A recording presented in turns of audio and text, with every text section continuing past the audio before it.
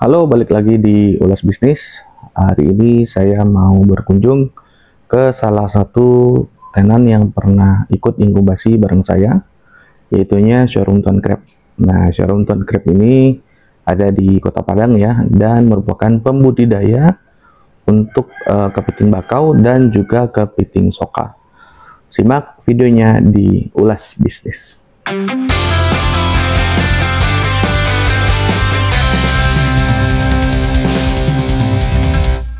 Oke, Assalamualaikum warahmatullahi wabarakatuh. Perkenalkan, saya Agani Perdana Arsyadi, biasa dipanggil Al. Saya founder sekaligus CEO Showroom Tuan Crab. Gitu. Showroom karena dia kan sistem kita kan budidaya kepiting bakau modern. Jadi kita pakai apartemen-apartemen seperti ini. Tujuannya supaya keren gitu, keren dan mewah karena kita ngejar di apa istilahnya, kita mau ini menjadi sebuah sistem budidaya kepiting modern. Jadi dengan istilah showroom, saya mau tempat budidaya ini bakal jadi besar, cita-citanya mau jadi besar sebesar showroom. Jadi ketika orang mau beli kepiting itu, saya mau kepiting spek BMW deh, nih kepitingnya yang di box ini nih besar-besar nih, atau saya mau kepiting spek Lamborghini deh, di sini nih kepitingnya nih. Kayak gitulah kesannya. Jadi showroom itu lebih ke tempat budidaya yang dicita-citakan bakal besar dan modern kayak gitu.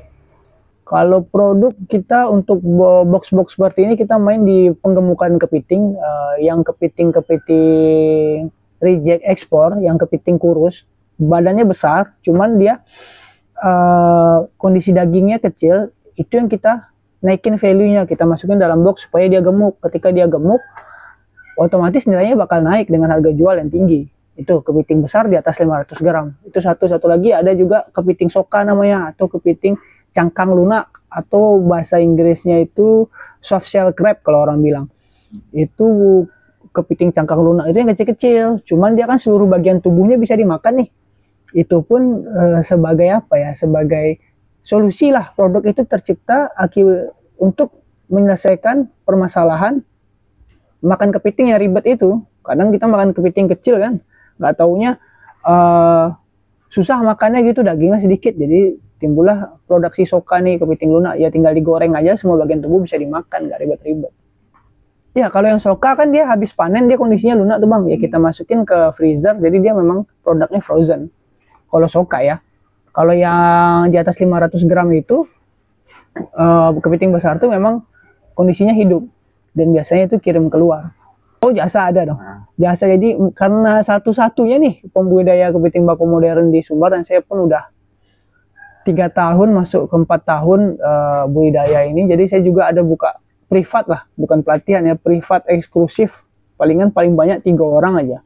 Cuman biasanya saya nerima 1 orang aja, dan 1 orang untuk privat tuh saya wawancara dulu, kira-kira kalau bangun di tempat dia bisa nggak nih? Kalau bisa saya gas untuk privat. Terus juga saya bisa untuk pengadaan box-box kepiting, pengadaan untuk budidaya lah, untuk misalnya dinas atau desa-desa sekitar bakau yang pengen program ketahanan pangannya untuk budidaya kepiting bakau, bisa kita lakukan pengadaan dengan apartemen kepiting ini gitu. Itu jasanya bang. Kalau soka sekarang kita ke end user, ke resto, palingan ke Christine Hakim sama Transmart. Terus sebenarnya permintaan soka nih, khusus soka, permintaannya tinggi sebetulnya. Ekspor pun ada permintaan, cuman ya nama juga kita merintis, kita cari ilmunya aja 3 tahun nih, banyak gagal, banyak jatuh bangunnya. Sekarang udah agak mulai stabil, cuman dengan kuantiti yang sedikit kita butuh pengembangan gitu. Permintaan gila sebetulnya, permintaan gila nggak? Sebenarnya untuk Padang nih sih minimal seton sebulan. Sekarang kuantiti kita ada sekitar 50 kilo, itu 500 ekor kepiting soka. Sama ada di mitra saya itu, di mitra khususnya desa sekitar bakau di Pasaman, itu kapasitasnya 200 kilo sebulan. Gitu. Itu pun masih kurang permintaannya gitu. Lokasi budidaya nih, saya showroom Tuan Crab ini tempatnya di Ulak Karang, di garasi rumah aja, palingan nggak nyampe 10 meter persegi. Nggak nyampe 10 meter persegi yang showroom Tuan Crab nih ya. Cuman nggak tahu nanti kalau udah besar nih, siapa tuh bisa 1 lapangan bola kita buat skala industri kan. Itu cita-citanya sih. Cuman kalau mitra ada satu bang, satu mitra di SMA 6 Kota Padang. Itu di garasi rumah juga dibuat apartemen seperti ini. Jadi nggak menutup kemungkinan di mana aja bisa buat. Yang penting dekat. Yang penting bisa kita rekayasa ekosistem si kepitingnya. Terus yang di satu lagi di Pasaman Barat bang, di Desa Maligi namanya. 5 jam dari sini kalau naik motor. Gitu. Nah, itu kan bergantung juga ke ekosistem. Ada nggak ini permintaan yang memang datang dari daerah yang jauh dari laut? Untuk budidaya? Budidaya. Ada juga. Cuman saya nggak firm untuk gini. Konsepnya semakin jauh dengan sumber kepiting atau sumber air, sumber yang bisa kita rekayasa, sistemnya kosnya makin besar. Kalau kosnya makin besar, otomatis tingkat margin kita tipis dan kita bermain dengan barang hidup loh. Ya nggak bisa main-main gitu. Ya, kalau mati sedikit, kalau margin kita tipis, ya otomatis nggak nutup nanti takutnya. Gitu. Tetap dia bisa, tetap bisa, cuman kosnya besar. Dan saya lebih enak bermain di margin yang tebal karena kan resiko juga tebal. Gitu. Nah, selain untuk konsumsi lokal, ada juga nggak ini yang untuk dikirim ke luar kota atau ekspor? Keluar kota banyak permintaan di TikTok, cuman saya mohon maaf nih, mohon maaf untuk lokal aja pun, aduh ampun kita nyediain ya. Kemarin ada juga teman saya dari eksportir juga, dia minta bantu suplai soka ke Jepang. Jadi permintaan 1 ton nih, 1 Juni ini nih, 1 Juni 1 ton bisa nggak bang? Dia minta yang soka hasil apartemen. Lah yang tambak kan banyak, oh bilang. Minta apartemen lebih bersih katanya. Aduh, gimana mau cari, sedangkan yang main apartemen ini baru sedikit lah yang mempunyai portofolio berhasil gitu. Karena memang nggak gampang, memang banyak trial and error ya gitu. Memang permintaan sih ngeri lah. Berarti usaha ini udah dari tahun berapa? Saya resign itu dari perusahaan dulu tahun 2022 awal. Sekarang udah tahun 2025. Udah 6 bulan, 7 bulan terakhir lah mulai agak stabil. Ya, maka butuh pengembangan. Berarti yang membedakan modern dengan tradisional itu adalah sistem apartemen ini? Sistem apartemen, yang mana kan kalau sistem apartemen ini kita, tadi kita contoh luas lahan pun nih nggak nyampe 10 meter persegi, tapi kalau kita hitung omset per bulan, aduh, dengan luasan segitu, dengan omset segitu, otomatis worth it banget, dan apalagi bisa diterapkan di perkotaan, umumnya dekat dengan laut ya. Ya, untuk penonton awam nih, apa sih bedanya? Tadi kan dibilang juga kalau yang ini lebih bersih nih dibandingkan yang tradisional. Maksudnya apa sih bersih itu dalam kategori apa? Airnya kan emang jernih nih, jernih. Sama lah kayak kita kan pakai sistem namanya RAS, Recirculating Aquaculture System. Jadi kita daur ulang air, kita ciptakan rekayasa ekosistem di sana.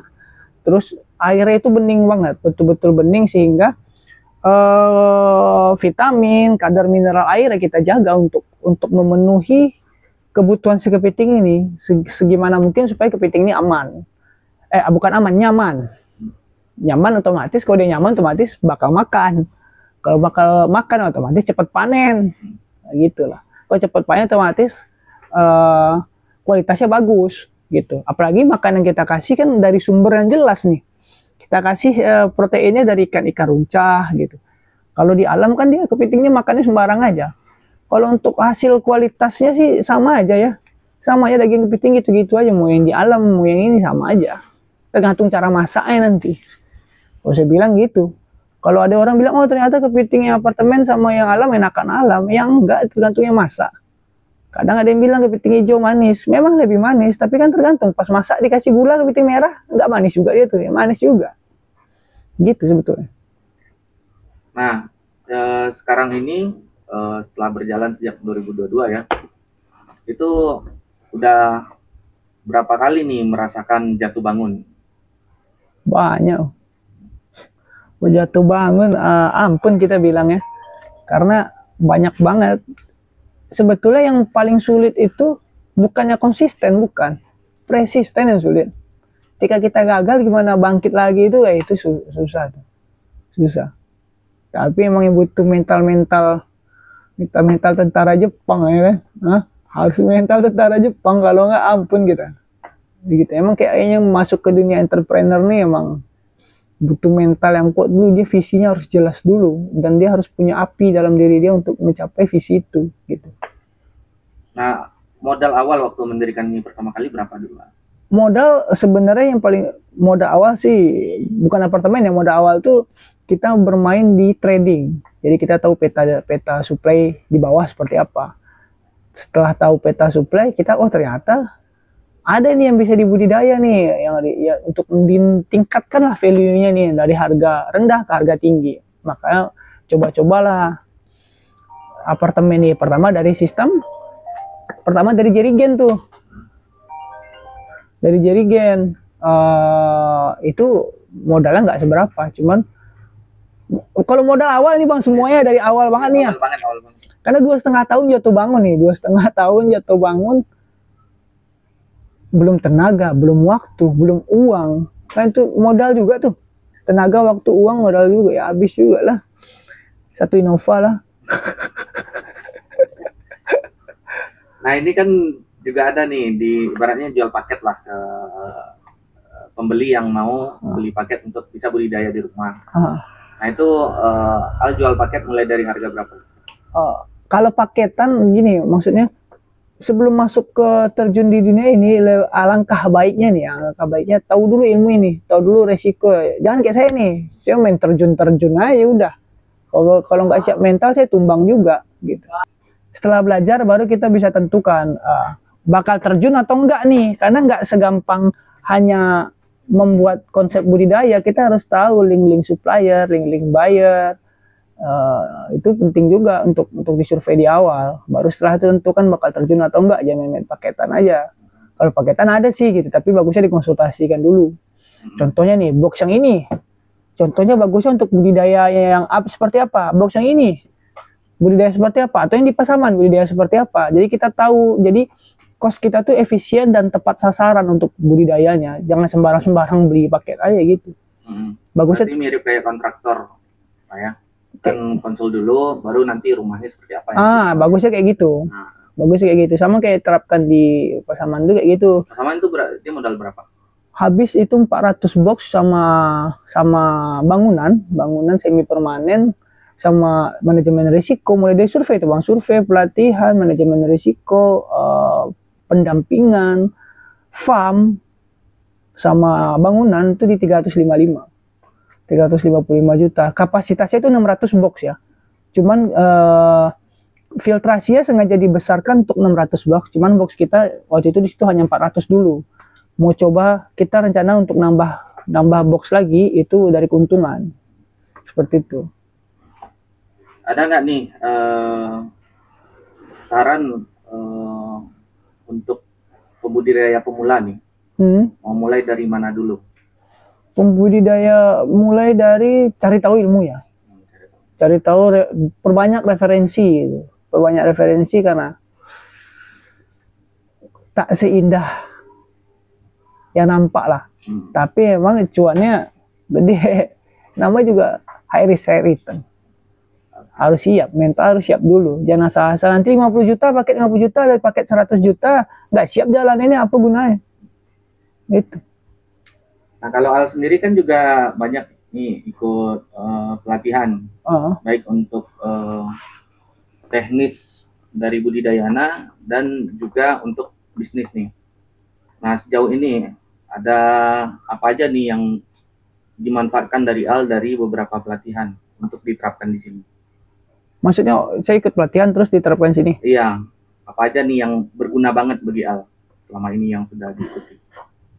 Berguna sih, banyak tahu soal sistem bisnis itu seperti apa gitu. Contohnya kontrak sama buyer nanti seperti apa, habis itu kontrak di awalnya seperti apa. Banyak lebih ke administrasi sih, cuman saya kan orang lapangan nih, nggak kayaknya administrasi serahin sama kita gaji aja loh orang untuk administrasi peninggal ya kan. Nah itu. Nah, saran untuk pelaku usaha pemula secara umum ya. Nah, untuk mereka yang mungkin tahun ini atau pada saat menonton video ini baru memulai usaha. Baru memulai? Ya, saran dari Al apa? Sarannya temukan dulu triggernya apa nih mau terjun ke dunia usaha. Triggernya apa? Apa yang membuat kamu atau anda tuh ingin terjun ke dunia usaha? Semakin kuat alasan kamu untuk terjun, mental kamu akan terbentuk nanti walaupun kamu jatuh, naik lagi gitu. Karena trigger di awal tadi ya bakal jangan terjun usaha mau ikut-ikutan, mau ikut FOMO atau apa gitu enggak. Siapin dulu mental ya, siapin dulu apinya nih. Api dalam diri itu disiapin dulu. Resiko di depan hantam-hantam gitu. Ibarat kapal berlayar nih ya. Udah nyampe tengah, ya udah bakar tuh kapal. Cari kapal di depan. Kita harus ambil kapal di depan. Harus kayak gitu mentalnya. Oke, terima kasih Al. Bang, thank you bang.